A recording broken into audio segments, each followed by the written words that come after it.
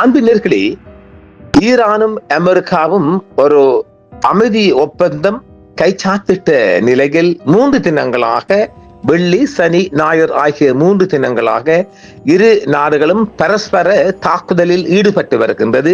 இன்று ஞாயிற்றுக்கிழமை இரவும் அந்த தாக்குதல் அதிகரிக்க வாய்ப்பு இருக்கின்றது.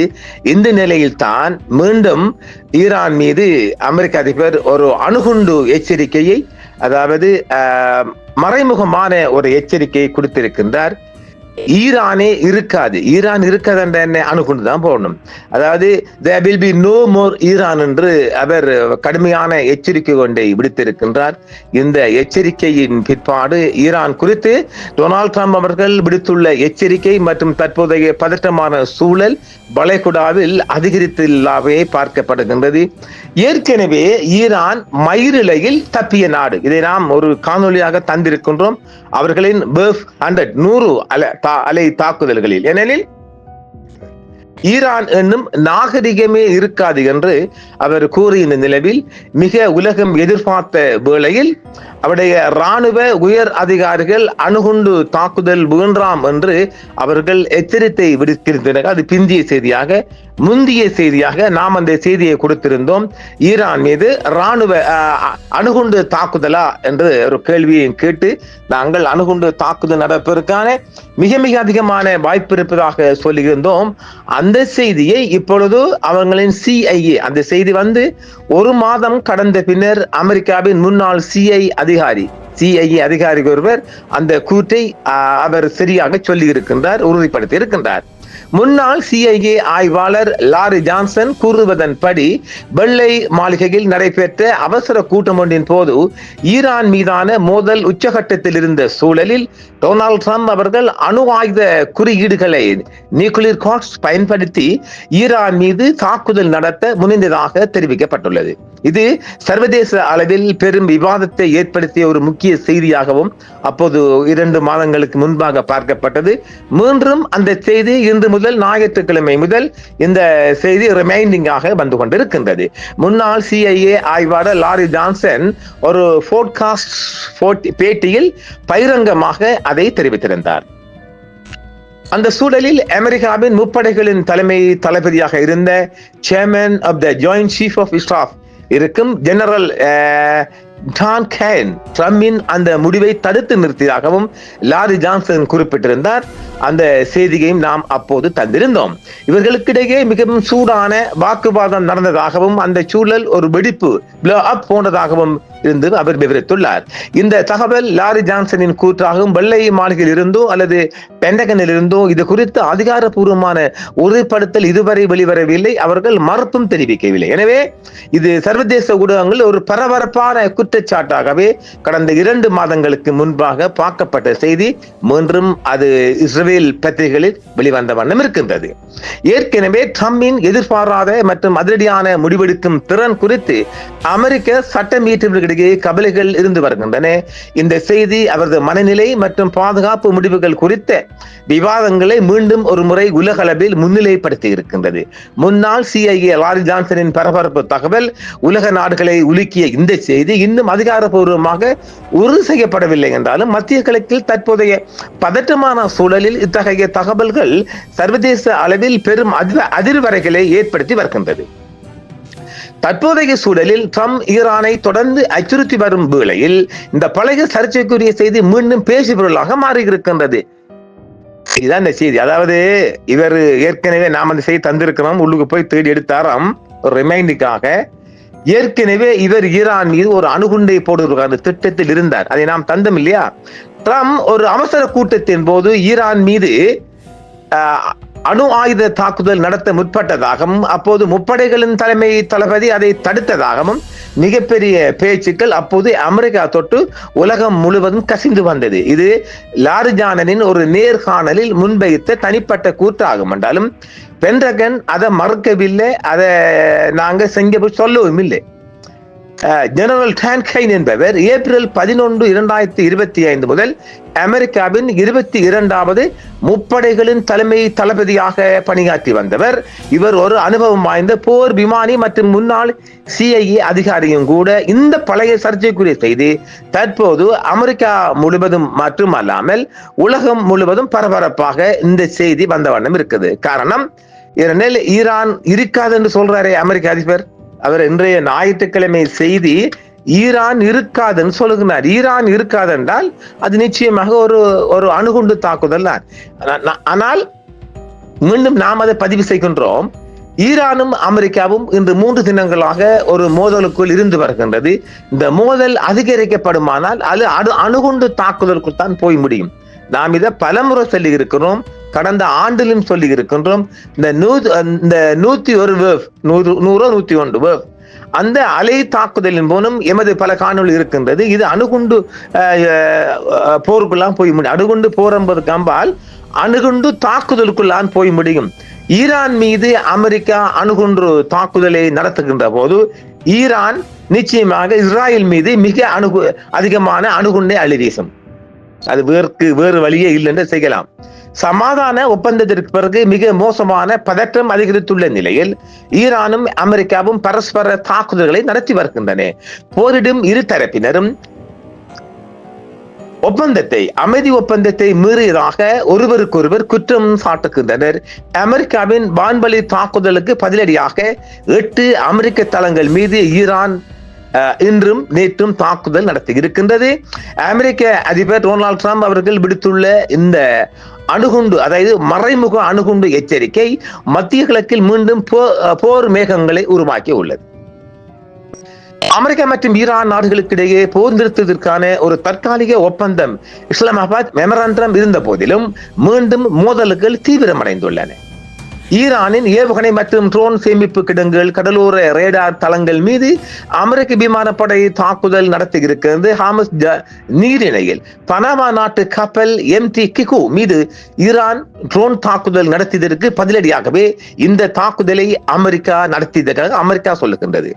தாக்குதலுக்கு பிறகு ட்ரூத் சோசியல், அவர் ஒரு சொந்த சோசியல் வச்சிருக்காருல, ட்ரூத் சோசியல் தளத்தில் ட்ரம்ப் போர் நிறுத்த ஒப்பந்தத்தை ஈரான் மீண்டும் மீறியுள்ளது. நாம் பொறுமையாக இருக்க முடியாத ஒரு கட்டம் வரும்போது வேலையை முழுமையாக முடிக்க வேண்டிய கட்டாயத்திற்கு தள்ளப்படுவோம்.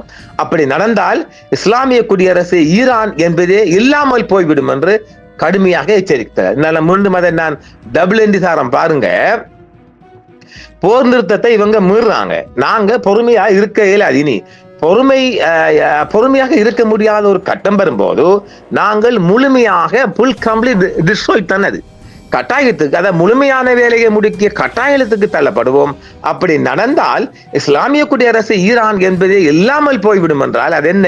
இது சின்ன பாப்பா பிள்ளைக்கும் புழங்குதில்லை, நீ அணுகுண்டு வீச போறாய் என்று.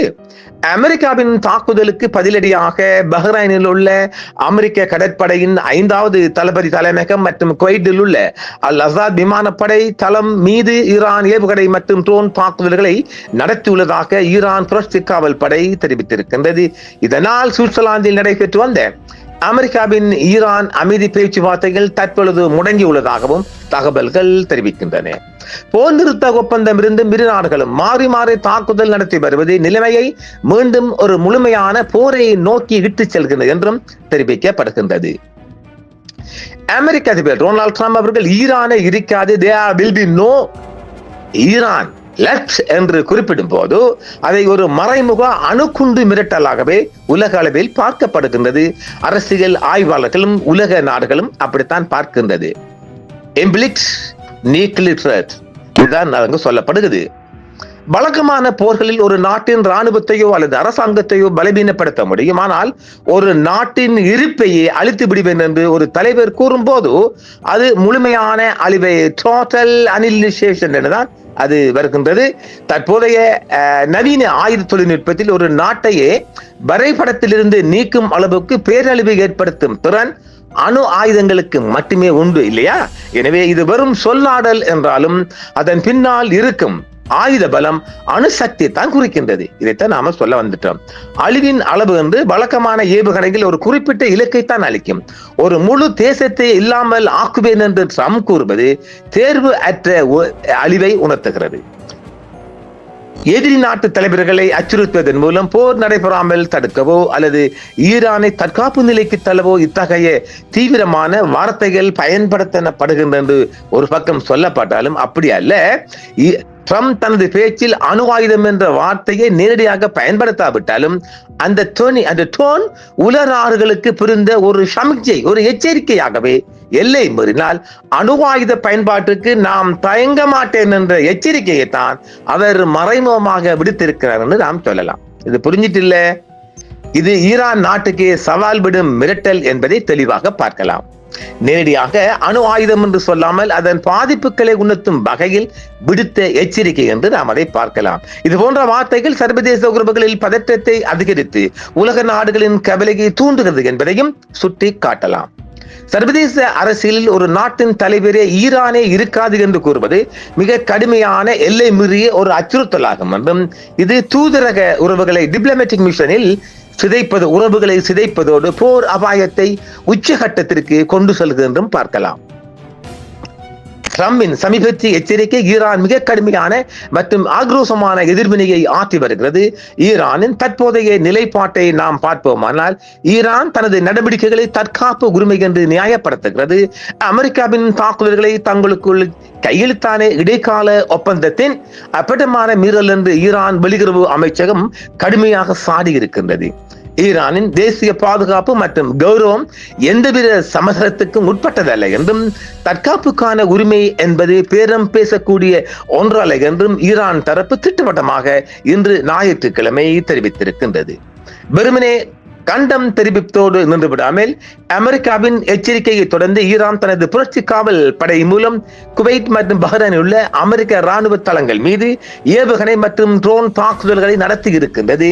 இது ட்ரம்பின் அச்சுறுத்தலுக்கு ஈரான் பயப்படவில்லை என்பதையும் பதிலடி கொடுக்க தயங்காது என்பதையும் காட்டும் ஒரு செயலாகும் என்றும் உலக பரப்பில் பார்க்கப்படுகின்றது. அமெரிக்காவுடன் இணைந்து செயல்படும் வளைகுடா நாடுகளையும் வளைகுடா ஒத்துழைப்பு கவுன்சில் சொல்லுவோம் இல்லையா, ஈரான் எச்சரித்துள்ளது. அமெரிக்க செயலாளர் மார்க்கோ ரூபியுடன் வளைகுடா நாடுகள் இணைந்து ஈரானை கண்டித்ததை ஈரான் ஒரு பெரிய தவறு என்றும் பாதுகாப்பை வழங்குவதாக சொல்லும் அமெரிக்காவை நம்பி ஏமாறுவது வரலாற்று பிழை என்றும் ஈரான் விமர்சித்துள்ளது. ட்ரம்பின் கடும் எச்சரிக்கையை தொடர்ந்து சுவிட்சர்லாந்தில் நடைபெற்று வந்த அமைதி பேச்சுவார்த்தை கடுமையாக சீர்குலைந்துள்ளது என்றும் இஸ்ரேல் தெற்கு லெபனானில் இருந்து வெளியேறினால் மட்டுமே இறுதி ஒப்பந்தத்திற்கு தயாராக முடியும் என்றும் ஈரான் தனது முந்தைய நிபந்தனையை மீண்டும் இன்று ஞாயிற்றுக்கிழமையும் வலியுறுத்தி இருக்கிறது. அமெரிக்கா மற்றும் இஸ்ரேலின் தாக்குதலை தாண்டி ஹார்முஸ் நீரிணைப்பு பகுதியில் தனது செல்வாக்கை நிலைநிறுத்த ஈரான் விரும்புகிறது என்றும் இது ஒரு போர் அல்ல, அமெரிக்காவின் ஆதிக்கத்தை எதிர்க்கும் தங்களின் மூலோபாய வெற்றி என்று ஈரானிய தலைவர்கள் கருதுகின்றார்கள். ஈரான் அமெரிக்காவின் மிரட்டலுக்கு பணியும் மனநிலையில் இல்லை, மாறாக அமெரிக்கா பிராந்தியத்தில் தலையிடுவதுதான் அமைதி நிலவவில்லை என்றும் வாதிட்டு ஈரானிய ராணுவ ரீதியாக தொடர்ந்து சவால் விடுத்து வருகிறது. இந்த சூழல் இரு நாடுகளுக்கும் இடையே கையெழுத்தான அமைதி ஒப்பந்த முறையும் அபாயத்தையும் எட்டியுள்ளது என்றும் இனி அது இப்போதைக்கு பேச்சுவார்த்தை தொடருமா என்பதும் ஒரு கேள்விக்குறியாக பார்க்கப்படுகின்றது. என்றாலும் இது ஒரு அணுகுண்டு எச்சரிக்கை என்பதை உலக நாடுகளும் பார்க்கின்றது. There will be no more Iran left என்று சொல்வது அது ஒரு மிகப்பெரிய எச்சரிக்கையாகவே உலக நாடுகளில் பார்க்கப்படுகிறது. ஈரானே இருக்காது என்பது என்றால் அது இன்னும் கொஞ்சம் தாக்குதல் சூடு பிடிக்குமானால் நிச்சயமாக அமெரிக்கா ஈரான் மீது ஒரு அணுகுண்டை கொண்டு போடுவதற்கான சிறிய அணுகுண்டுகளை கொண்டு போடுவதற்கான மிக அதிகமான ரீசன் இருப்பதாகவே பார்க்கப்படுது. ரீசன்லி இப்படித்தான் சொல்லப்படுகின்றது. பார்க்கலாம். இது குறித்து நாம் ஏற்கனவே சொல்லி இருக்கின்றோம். இந்த பாதிப்பு குறித்தும் பார்ப்போம் மற்றும் ஒரு காணொலியில் அன்பு நேயர்களே. என்றும் உங்களுடன் சன்ரைஸ் இந்தியா டிவி சப்ஸ்கிரைப் பண்ணுங்கள், பெல் பட்டனையும் கிளிக் செய்யுங்கள். உங்கள் ஆதரவே எங்கள் சேவை. ஆதரவு தாருங்கள், அரவணைப்போம். மறக்காம சர்ப்ரைஸ் பண்ணுங்க. தேங்க்யூ.